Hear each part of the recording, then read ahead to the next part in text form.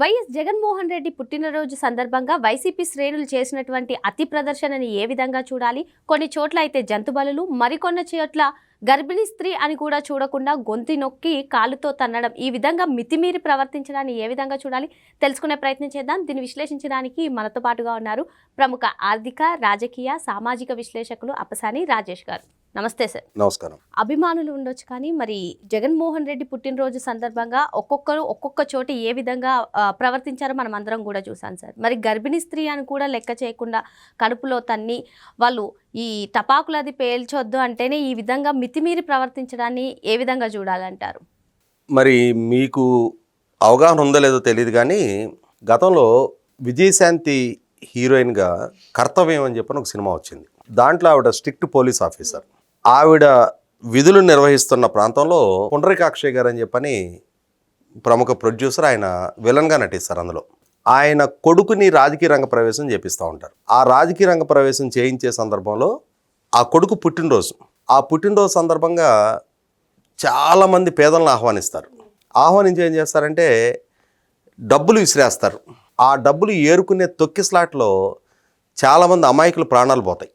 అక్కడ అంటే ఈ తొక్కిసలాట జరగటానికి ఆస్కారం ఉంది అని చెప్పని ఈ బందోబస్తు నిర్వహిస్తున్న ఈ పోలీస్ అధికారినిగా విజయశాంతి గారు అలా డబ్బులు విసిరేయొద్దు అని చెప్పని వాళ్ళని వారించే ప్రయత్నం చేసినా కూడా వాళ్ళు వినిపించుకోకుండా రాజకీయపు అహంకారంతో వాళ్ళు ఆ విధంగా వ్యవహరిస్తారు. అలా వ్యవహరించి ఇంతమంది ప్రాణాలు కోల్పోవటానికి బాధ్యులయ్యారు అని చెప్పని పుండరీకాక్షయ్య గారి కొడుకుని, పుండరీకాక్షయ్య గారిని అరెస్ట్ చేసే ప్రయత్నం చేస్తా ఆవిడ. అంటే ఆ సినిమా కథ టర్న్ తీసుకోవడానికి ఆ సీన్ పెట్టారు. రాజకీయ నాయకులు, ఈ రాజకీయ నాయకుల పుట్టినరోజు వేడుకలు వాళ్ళు ఎంత గ్రాండ్గానే చేసుకోవచ్చు.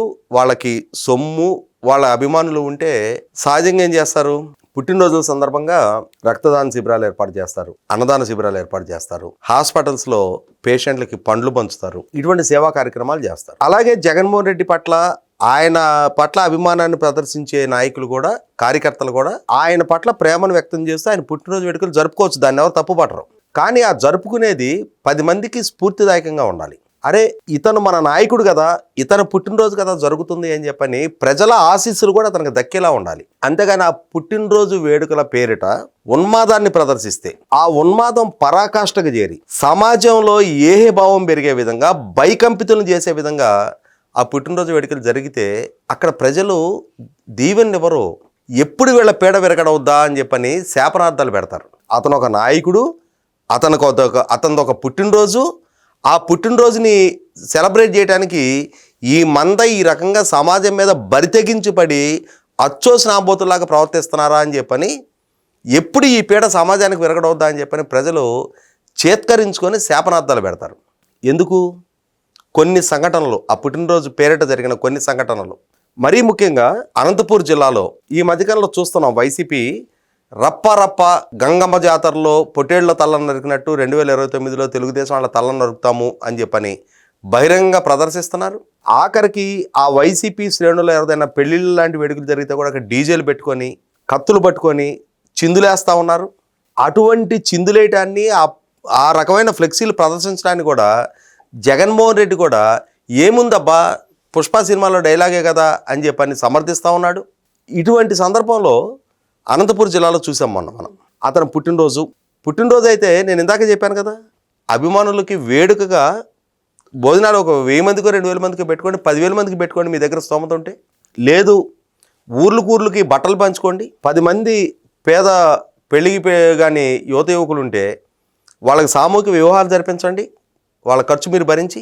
అక్కడ హాజరైన ప్రతి ఒక్కళ్ళు కూడా జగన్మోహన్ రెడ్డిని దీవిస్తారు.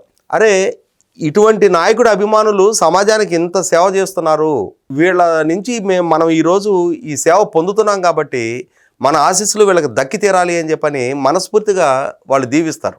కానీ వీళ్ళు ఏం చేశారు, నడి బజార్లో జగన్మోహన్ రెడ్డి ఫ్లెక్సీలు పెట్టి, ఆ ఫ్లెక్సీల దగ్గర పొట్టేళ్లను తీసుకొచ్చి పాశవికంగా వీడియోలు షూట్ చేస్తూ ఆ పొట్టేళ్ల తలలు నరికి దోశలతో ఆ రక్తం తీసి ఆ ఫ్లెక్సీల మీద రక్తాభిషేకం చేశారు. అంటే ఏం సంకేతాలు పంపిస్తూ ఉన్నారు?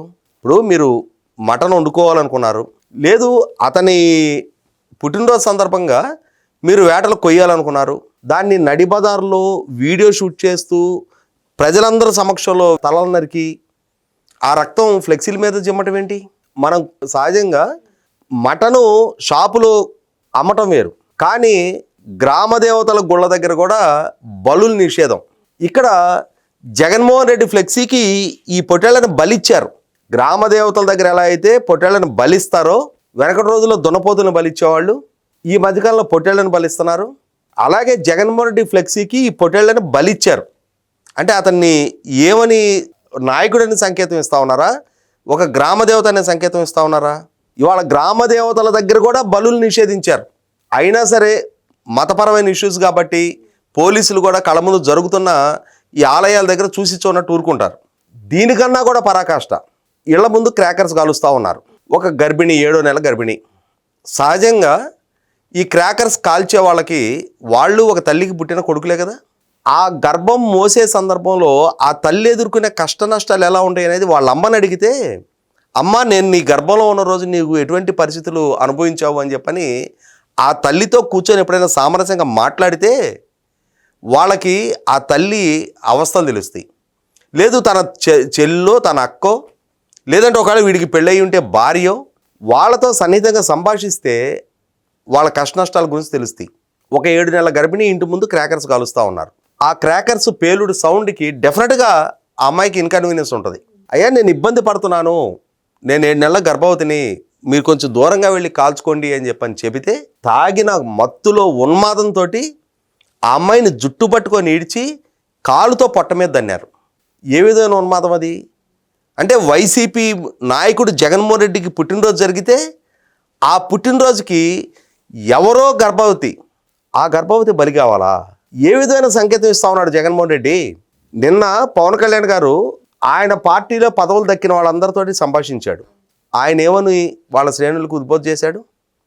ఎంత బాధ్యతగా ఉండాలి, మన నాయకులు ఎవరు ప్రైవేట్ సెటిల్మెంట్లో ఇన్వాల్వ్ కావడానికి వీల్లేదు, మనం ప్రజాకోణంలో పనిచేయాలి, ప్రజలు నమ్మి మనకు ఓట్లేశారు, ప్రజల విషయంలో మనం తప్పుగా ప్రవర్తిస్తే ప్రజలు ప్రతిరోజు వాళ్ళ ఎమోషన్ బయట పెట్టుకోరు, వాళ్ళ కోపాన్ని ఎన్నికల రోజు ఓటు రూపంలో వ్యక్తం చేస్తారు. జగన్మోహన్ రెడ్డి మీద ఆ కోపం వ్యక్తం చేశారు కాబట్టి వాళ్ళు మనకి అధికారం దక్కింది, ఆ గౌరవాన్ని మనం నిలుపుకోవాలి. ఒక నాయకుడు ఆ విధంగా చెప్తా ఉన్నాడు. ఇంకొక నాయకుడు ఏం సందేశం ఇస్తా ఉన్నాడు? రప్ప అంటే తప్పేముందబ్బా అంటున్నాడు. ఈవీఎంలు బద్దలు కొడితే తప్పేంటి అంటున్నాడు. అన్యాయంగా అక్రమంగా మా వాళ్ళని అరెస్టులు చేశారు అంటున్నాడు. ఒక్క సందర్భంలో అయినా సరే, ఒక్క కేసు విషయంలో అయినా సరే, అరే మా నాయకులు చేసిన ఈ తప్పు విషయంలో నేను పశ్చాత్తాపం వ్యక్తం చేస్తున్నా, మాకు దక్కిన అధికారాన్ని అడ్డు పెట్టుకొని మా నాయకులు ఈ విధమైన తప్పుడు ప్రవర్తన ప్రవర్తించారు అని చెప్పిన పశ్చాత్తాపం వ్యక్తం చేస్తే అది అతని గౌరవం పెరుగుద్ది. లేదు మొన్న జరిగింది సంఘటన, ఆ గర్భిణి మీద దాడి. ఈ జగన్మోహన్ రెడ్డికి ఒక చెల్లెలు ఉంది, ఒక తల్లి ఉంది, ఒక భార్య ఉంది, 2 కూతుళ్ళు ఉన్నారు కదా. ఆ ఆడబిడ్డ కష్టం ఏంటనేది అతనికి తెలియదా?